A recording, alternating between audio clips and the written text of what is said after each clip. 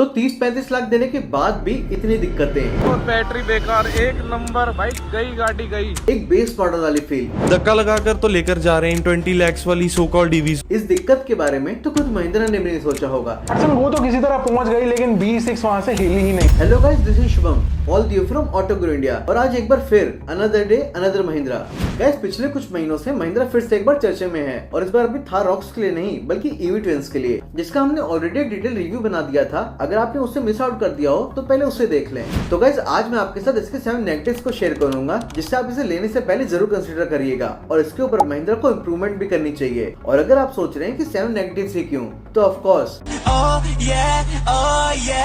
So before starting the video हम दोनों cars का पर्सपेक्टिव समझ लेते हैं। BE6 एक driver focused youth oriented car है with less practicality and more of fun, whereas XUV9e एक वाइडर ऑडियंस के लिए है which focuses primarily on the luxury and premiumness and it is more of a chauffeur driven car, और आप इससे XUV700 का एक कूपे EV वर्जन भी बता सकते हो। Now let's jump to the cons. Number 1, first batch concern. अब टाटा और महिंद्रा की कार लेते वक्त आपको सेफ्टी के साथ साथ बग्स और एरर का पैकेज फ्री मिलता है, जो कि फर्स्ट बैच वाली गाड़ियों के साथ ज्यादा एक्सक्लूसिव होता है। अब XUV और स्कॉर्पियो जैसी कार्स के साथ ये सब प्रॉब्लम आना तो फिर भी बेरेबल था, बट XUV9e और BE6 जिनका सब कुछ टच बेस्ड है, इवन स्टार्ट स्टॉप बटन भी स्क्रीन पर ही आते हैं, उन कार्स को फर्स्ट बैच पर लाना थोड़ा रिस्की बन जाता है। सेकेंडली, इसमें काफी सारे ऑटोनोमस फीचर्स हैं जो कि काफी सेंसिटिव हैं। इवन इसकी टेस्ट ड्राइव के वक्त भी इसमें काफी सारे लोगों ने इश्यूज फेस किए। अब इसमें हम डिटेल में बात करेंगे नेक्स्ट पॉइंट में। Moving to the next negative. Number 2, design and proportions. अब दोनों ही कार काफी ज्यादा स्ट्राइकिंग एंड अटेंशन ग्रैबिंग है, बट आई बिलीव कि BE6 थोड़े ज्यादा ही अनकन्वेंशनल लुक्स के साथ आती है, जिसके लिए शायद अभी हम रेडी नहीं थे, और ये साफ साफ पता चलता है इसके बुकिंग नंबर से,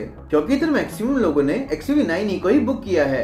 आपको BE6 की लेंथ क्रेटा जितनी मिलती है और इसकी विड्थ 1907 mm की मिलती है, मतलब पर्सपेक्टिव के लिए टोयोटा फॉर्च्यूनर से भी ज्यादा चौड़ी है।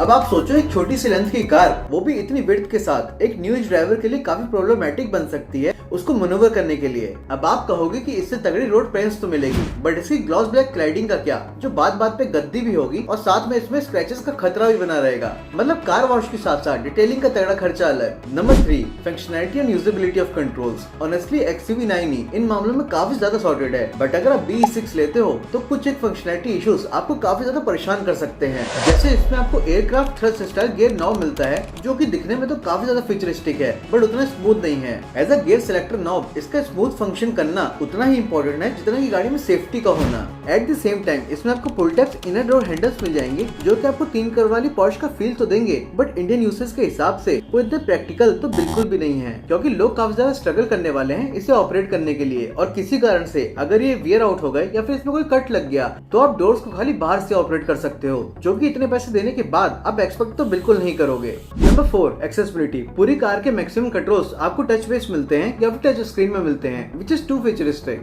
अब आप ही सोचो, AC के कंट्रोल्स तक तो ठीक था, बट क्या स्टार्ट स्टॉप बटन और हजार्ड लैंप्स के कंट्रोल का टच बेस्ड होना सही रहेगा? ऐसा मैं इसलिए कह रहा हूँ क्योंकि हमने पास की टाटा महिंद्रा की सभी न्यू एज कार्स में देखा है कि कभी इनकी स्क्रीन चलते चलते बंद हो जाती हैं या फिर कभी कभी फ्रीज हो जाती हैं, और उसी में इनकी स्क्रीन का UI इतना सिंपल नहीं है कि आप 1-2 क्लिक में सारी चीजें एक्सेस कर पाएं, और उसमें भी इनकी स्क्रीन लैग होने लगती है, जो कि काफी इरिटेटिंग फील करवाता है। यू मस्ट फील लाइक पैसा बर्बाद पहन।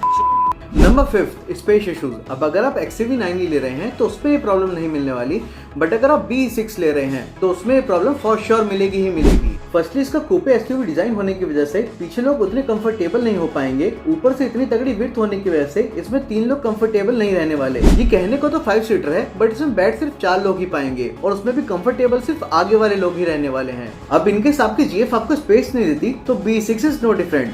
कहने को तो इसमें 455 लीटर का बूट स्पेस है, बट नीचे इसकी बैटरी प्लेस्ड है और ऊपर इसका कूपे डिजाइन, जो कि इसकी लोडिंग एरिया को काफी कम कर देता है और बूट स्पेस को एक नॉन यूजेबल साइड पर लेकर जाता है।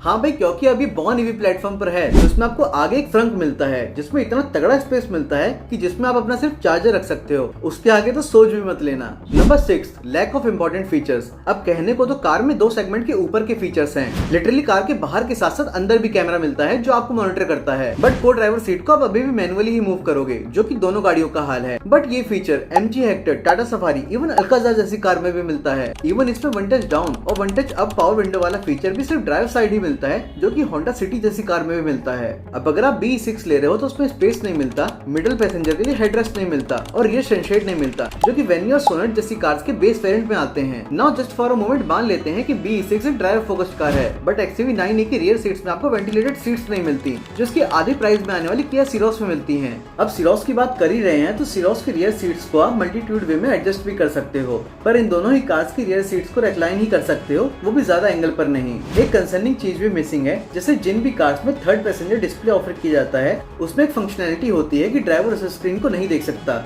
या तो वो डिम हो जाएगी या ऐसे एंगल पर सिचुएटेड होगी कि ड्राइवर डिस्ट्रैक्ट ना हो जाए। बट XUV9e में जो डिस्प्ले है उसमें ऐसा कोई भी फीचर नहीं मिलता, मतलब ड्राइवर ड्राइव करते करते IPL मैचेस इवन मूवीज भी देख सकता है, which makes it very concerning for a country like India. And I genuinely feel Mahindra जल्द से जल्द इसमें कोई अपडेट पुश करे जिससे प्रॉब्लम सॉल्व हो सके। Number 7, range. अब गाड़ी इलेक्ट्रिक हो और रेंज में दिक्कत ना आए, ऐसा कैसे हो सकता है? अब कहने को तो कंपनी के पहाड़ जितने क्लेम्स हैं। एक तो कार में 79 किलोवाट्स की बैटरी मिल जाती है और उसमें कंपनी क्लेम करती है 557 से 683 किलोमीटर की रेंज। मतलब एक टाइम को ये समझो कि 2-3 करोड़ में आने वाली इलेक्ट्रिक जी वैगन से भी ज्यादा रेंज महिंद्रा ऑफर कर रही है।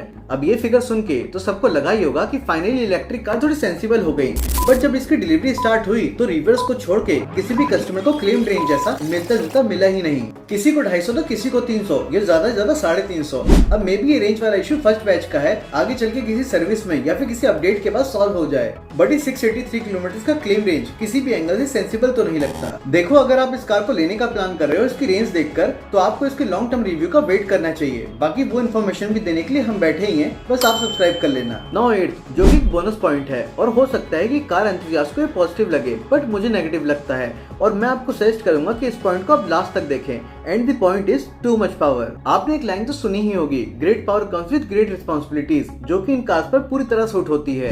अभी तक 20-30 लाख की रेंज में आने वाली कार्स में हमारे लिए 160 से 200 bhp तक की पावर बहुत बड़ी बात थी। इवन मैक्सिमम लग्जरी कार्स जो 1 करोड़ के अंदर आती हैं उनमें भी समवॉट इतनी ही पावर आती है। बट अगर 30 लाख की कार में 286 PS की पावर मिलने लगे एक इलेक्ट्रिक कार फॉर्मेट में, जिधर पिक टॉप एकदम पेडल दबाते ही आ जाए, उधर ये काफी ज्यादा डेंजरस हो सकता है। देखो आप मानो या ना मानो, इंडिया में कार्स भले ही उतनी अच्छी नहीं मिलती, बट ड्राइवर उनसे भी बुरे हैं और मैक्सिमम यंग एज ड्राइवर तो काफी रफ ड्राइव करते हैं। और अगर उनके हाथ में इतनी पावरफुल कार आ गई तो पुणे जैसे केस आपको हर सिटी में दिख सकते हैं। अभी रिसेंटली हम देख रहे हैं कि फेटल एक्सीडेंट्स होना कितना आम हो गया है।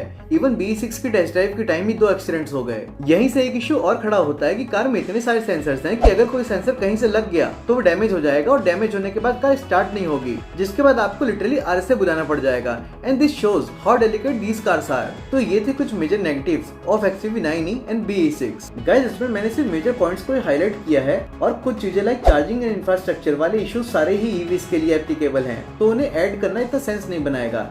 एंड मोर ओवर छोटे मोटे निगल्स जैसे ड्राइवर मैक्सिमम टच पॉइंट्स और सेंटर कंसोल का ग्लॉस ब्लैक में होना, ये किसी पॉइंट में उतना प्रीमियम प्लास्टिक ना यूज करना, निट पिकिंग ही हो जाएगा। तो ये सब कवर करना उतना नेसेसरी नहीं है और ये आपके टेस्ट पर भी डिपेंड करता है। अगर आपको ये वीडियो पसंद आई हो तो give it a thumbs up और मिलते हैं नेक्स्ट वीडियो में किसी अच्छे टॉपिक के साथ।